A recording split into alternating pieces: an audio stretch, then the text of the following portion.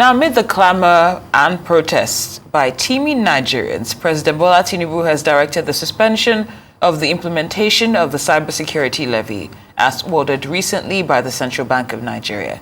His reason was simple, and that's to avoid overburdening citizens who are already battling economic hardship. Many stakeholders have raised issues with the timing of the 0.5% cybersecurity levy by the federal government, saying it is ill-timed. However, Chairman of the Senate Committee on National Security and Intelligence, that Senator Shehu Buba, has said the cybersecurity levy was not targeted at individuals, but meant for financial institutions and telecoms firms, among others. Arise analyst Dayo Sobowale joins us now to discuss the president's decision to suspend the implementation of the cybersecurity levy and the need for the government to pay more detailed attention to policy formulation to avoid the frequent protests trailing some of the policies. Good afternoon, Mr. Sobowale. Thank you for being here. Good afternoon. It's a pleasure being here as usual.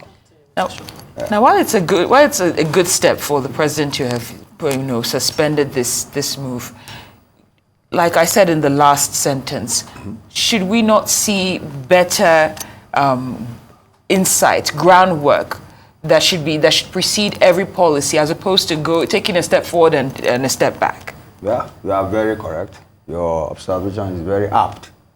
Policy formulation should not be a zigzag, flip-flop affair, which is what has happened in this instance now, and it is unfortunate.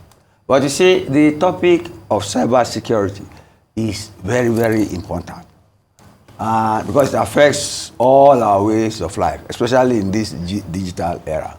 It is with the banks now. You see, you are talking of the banks now. But information technology and especially information technology security, although it's based on cyber security, affects our lives more. You see, if there is no cyber or there is no effective cyber security, so many things will suffer. The hospitals, our transport system, our grid, the chips, navigating, and so on. There will be a breakdown of information, and some people will hack the system and misuse information and cause havoc. It is very much on in the political field now, and it's affecting politics and democracy. But in this particular instance, this is about banking. The president intervened on human grounds, human economic grounds, which is good for the government, which is good for him. But how did that policy that was signed into law since 2015 and was not implemented, why is it being implemented now? Yep. Whoever is doing it is callous and does not have respect for the welfare of Nigerians. The government should do in-house search to find out how that implementation came about now. Even if it was the president that passed it on to the CBN governor, he should apologize to us. You get me? And even the CBN governor, knowing what is going on and how he's grappling with how to have stable prices and stable foreign exchange system, how he too can give that directive at this point in time, so that there is some official absent-mindedness going on. And it should be rectified, because it makes government the laughing stock of especially corporate bodies who plan their things and plan their budget and know what returns to get from them and how to take care of the welfare of their staff. To see this sort of hazardous public policy formulation makes a mockery of good governance. So the government should put its house in order. That's my first take on that. Now, speaking of putting the house in order, some analysts are saying that this somewhat exposes the fact that government coffers are struggling to make things balance. What do you think it's going to take for us to start seeing some more fiscal discipline? Because ultimately, we have a spending problem and we're not seeing anything happening in that department. So at least this has been repealed, or rather suspended for now. But what do you think it's going to take for this government to realize that maybe we need to cut our coats according to our size? I will give you an answer that's not original to me, but from KPMG. Okay. It's in the papers. The government, see, the taxation on its own does not lead to growth or prosperity. You get me? What I will look at that when government taxes people, it should have a way of making sure that the taxation, you know, or the tax proceeds are used for developmental purposes and to bridge the gap between the rich and the poor. You get me? That is the essence of taxation. What KPMG said, that taxation does not necessarily lead to prosperity or to growth. I will add, I repeat again, it can lead to penury. Mm-hmm. And if people are in penury, they won't give support to any government. In fact, they will agitate and rise against the government. So it's a matter of salutary, public-spirited carefulness that you are bringing out this policy. What is the end product? You get me?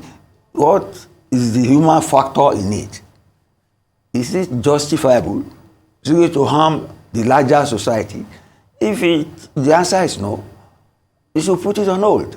Some people have suggested that instead of the government asking CBN to review it, they should terminate the entire process altogether. But you see, cybersecurity is very, very important, like I said. You see, the other time I spoke here, I spoke of colonialism of our elites, the politicians. Some of my friends in politics don't like that. But over the weekend, I stumbled on another form of colonialism, data colonialism, whereby, you see, it happens to all of us. The big tech companies, Google and all that, they know everything about us. And without our knowing it, they use such information to sell their products. Advertising agents gather that to sell. So that is what this new set of writers have called data colonialism, just like old colonialism, whereby the Europeans come, loot the natural resources, and then sell back the finished products. So the same thing is happening now. And I was so thrilled that they called it data colonialism. You get me? So we should be on the lookout for that. You get me? And in a way, you see, we have an edge with our youth. All these boys we deride as Yahoo boys. They are talented, they have digital talents, which should be well harnessed. So instead of National Security Advisor hijacking cyber security, get me? We have the Ministry of Digital Development or something like that. These are the people who should be liaising with the banks on how to provide cyber security for the banks or for the many numerous institutions that there is no institution that will not need it, even we individuals. Because if they hijack the data on your phone now, you know, or you lose your phone, or somebody has access to your ATM password, that is security, digital security. And the information, they say they are in the clouds, they are computer training and all that. But right now, that data colonialism means that data algorithm is being processed by AI, artificial intelligence, to sell to you information about yourself that you gave to them. Wonderful colonialism. Wonderful. I tell you. And we're not even doing it ourselves. It's We are being not done even by aware of that external yet. businesses, yeah. So, my Very valid take point. is to side with what KPMG has recommended. Get me? Don't do policy flip-flop. Flip-flop. You see, even in law, they do moot trials now before about cases. You can test the ground on how people will react. It's an accepted methodology of research, the social sciences. But I see if you go to all this CBI and all these places, we have eggheads, people who have PhD or so, in so many administrative disciplines. But this has shown that they are not harnessing their resources together to feel the pulse of the public on the policies they bring out, both potential and real. Let's leave it at that. What's that, Mr. Sobowale? Now, when it comes to, of course, we've seen the move that the president has made with this suspension. Yes. Would you like to see him do make a similar move regarding other policies that have preceded this cybersecurity levy? Like which one? That's what I'm asking you. That's what I'm asking you. The fuel subsidy is gone. But I think that is irreversible now. And people are learning. You see, at times, there is a Shakespearean saying, sweet are the juices of adversity. You get me? Maybe this, people, you know how you travel before, and you know the cost of petrol. You have to manage your time, manage your destinations. You know how much money you spend for so many things. But now, like you said, you have to cut your coat, frugality. You have to cut your coat according to your size or your cloth. So that's the way I see it. But government must put the welfare of the electorate that put it in power, or put that welfare first. Maybe there should be a saying on the president's table, saying that the democracy is government of the people, by the people.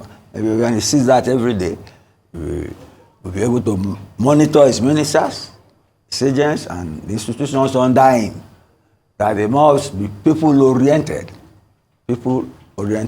especially when they're asking people to make sacrifices. You do not ask, you don't put too much of a tax burden on them. Like KPMG said, doesn't it lead to prosperity? And I add that it should not lead to penury too. Absolutely, Sam. That's the bottom line on that. Thank you so much, Mr. Sobowale, for dissecting this very pertinent topic. We hope that those of us who have already been debited will get refunds on this cybersecurity levy. Mr. Dayo Sobowale, thank you again for your time.